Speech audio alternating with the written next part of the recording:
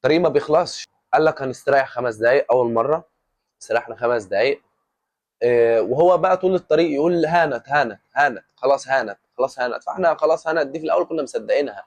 فشربنا نص ازازه الميه اللي معانا، خلصت الميه، كل واحد كان بياخد بق كده، خلصت الميه. البسكوت نفس الموضوع، طول اليوم ما اكلناش، كل واحد كان بياخد بسكوت، بسكوت صغير كده، بسكوت بالعجوه، البسكوت بالعجوه افتكرت، اللي هو المشهور ده، البسكوت مستطيل وفي عجوه من جوه.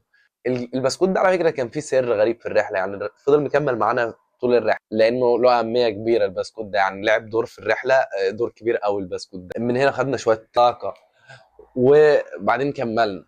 اجري اجري اجري اجري جري، مش اللي هو انت طاير اخر حاجه عندك، بس انت بتجري يعني اكنك بتجري تمرينه مثلا.